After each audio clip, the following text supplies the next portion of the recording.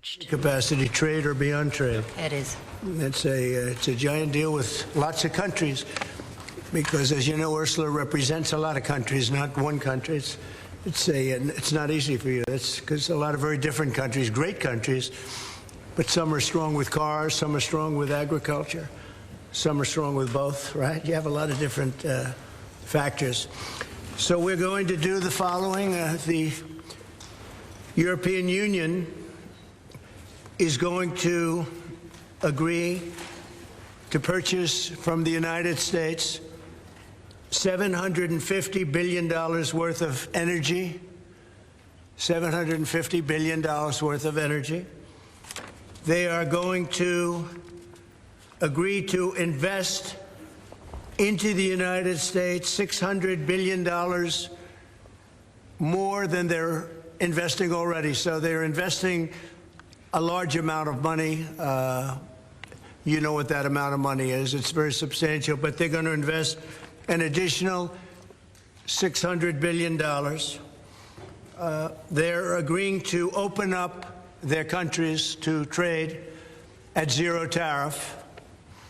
So that's a very big factor. Opening up their countries, all of the countries will be opened up to trade with the United States at zero tariff. And they're agreeing to purchase a vast amount of military equipment. We don't know what that number is, but it's the good news is we make the best military equipment in the world, so sort of you have to do that. I mean, until somebody tops us, which is not going to happen. We're way ahead of every other country in terms of the quality of the military equipment. You saw that recently in Iran, and you see that, unfortunately, you see that often for all the wrong reasons, right? So those things are $750 billion, $600 billion, opening up the country. We are agreeing that the tariff straight across for automobiles and everything else will be a straight across tariff of 15%. So we have a tariff of 15%. We have the opening up of all of the European countries, which I think I could say were essentially closed. I mean, you weren't exactly taking our autos, you weren't exactly taking our agriculture, and then you would have smaller things, but for the most part it was closed. And now it's open. It's open for our companies to go in and do a good job with it. I think you'll like them. I think you'll like it. And we will, very importantly, they'll be investing a lot of money, but the military is a big number, but that's one number we're not determining. It's going to be whatever it is, but they're going to be purchasing hundreds of billions of dollars worth of military equipment.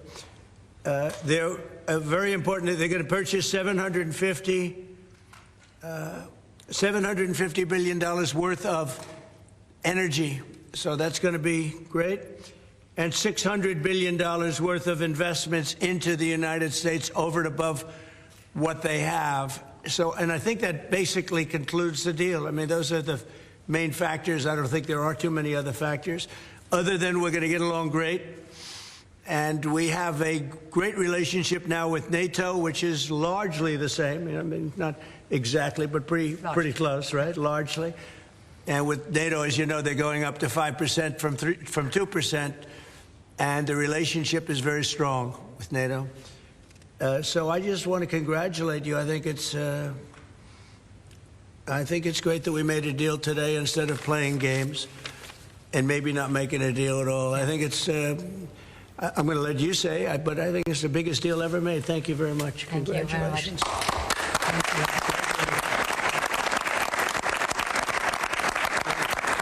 Yeah, thank you. We have a deal. We have a trade deal between the two largest economies in the world. And it's a big deal, it's a huge deal.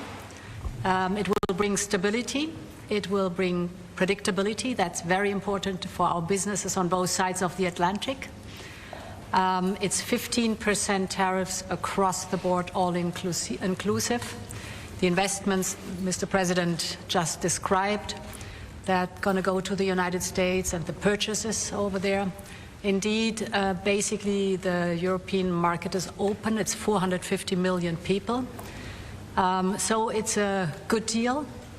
It's a huge deal. Yeah. Was tough negotiations. I knew it at the beginning, and it was indeed very tough, but we came to good conclusions for both sides. So again, congratulations and many thanks. Thank you very much. Thank you. Do you have any questions, please?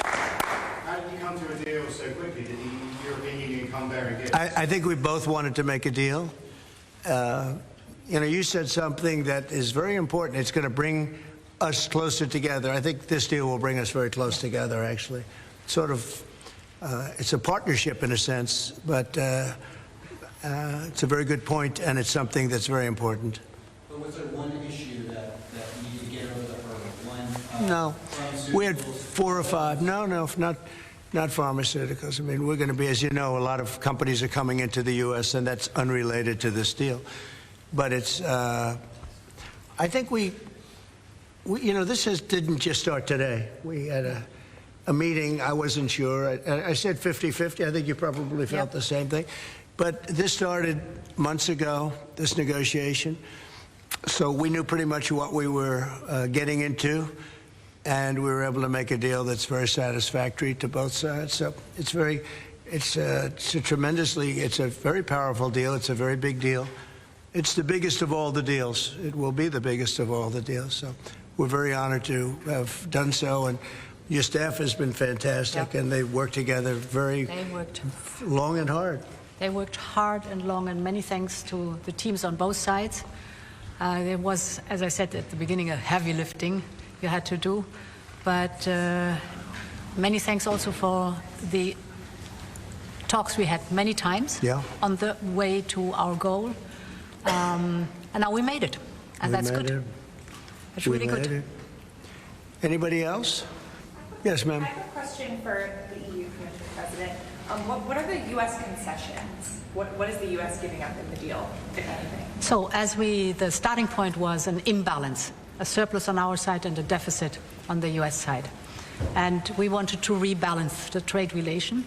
And we wanted to do it in a way that trade goes on between the two of us across the Atlantic, because the two biggest economies should have a good trade flow between us.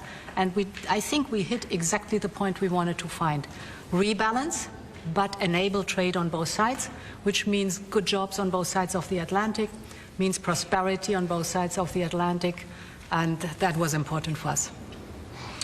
And again, the energy is a very important component, because we have more energy than anybody else in that sense. And I think it was very wise that they buy a lot of energy, and it's great stuff, and it solves a lot of problems. So that was a great decision, I think.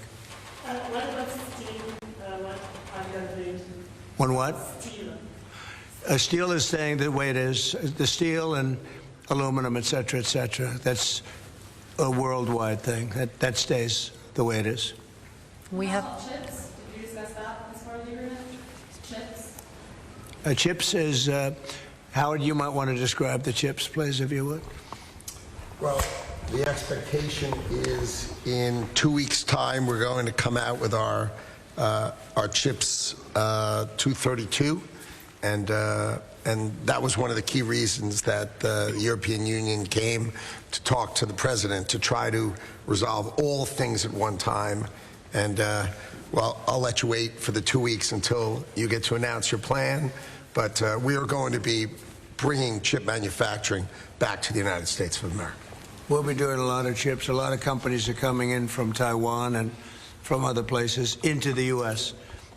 And they're doing that in order to avoid tariffs. And the president really avoided the tariffs in a better way for them, much better way, much more conclusive.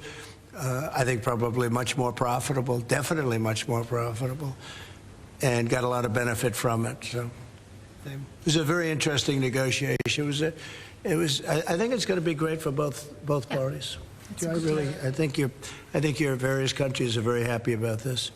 Is there an industry in the U.S. that you see maybe having the first impact of getting into this market that was not accessible before, whether it's auto? What's the first call you make? Yeah, I think cars. Cars basically were not invited. Were not. I don't know if the word is not allowed or just you just kept them out somehow, right? But cars will be. We have some cars that do terrific business and we do really well with the pickup trucks, with the SUVs. We have some great things, and I think the people of Europe will have some diversification. I think that'll make them happy. So I think maybe cars would be the one that would go the biggest, and the second would be agriculture, the farmers.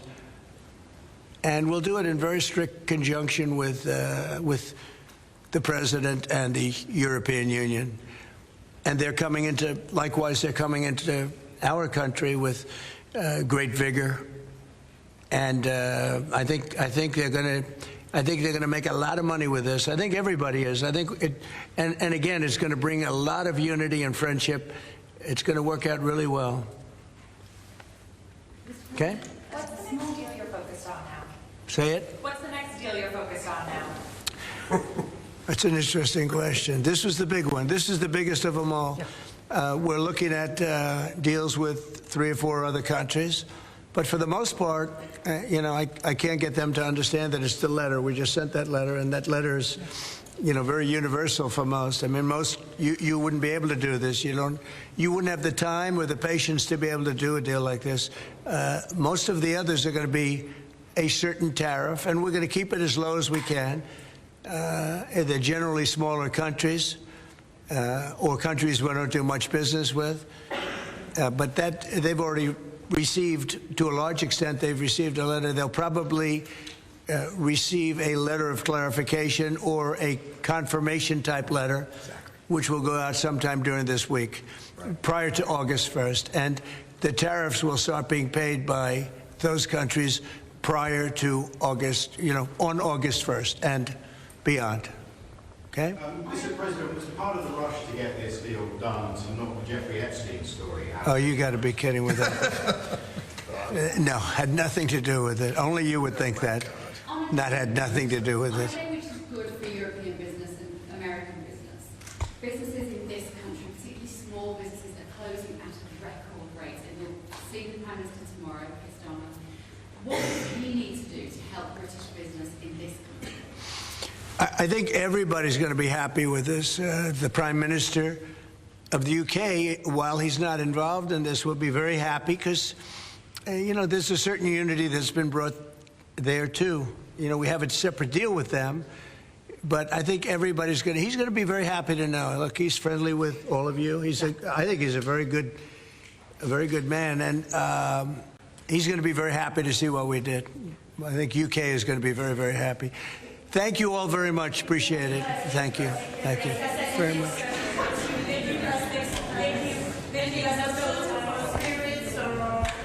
Essentially not that we can think of. Thank you.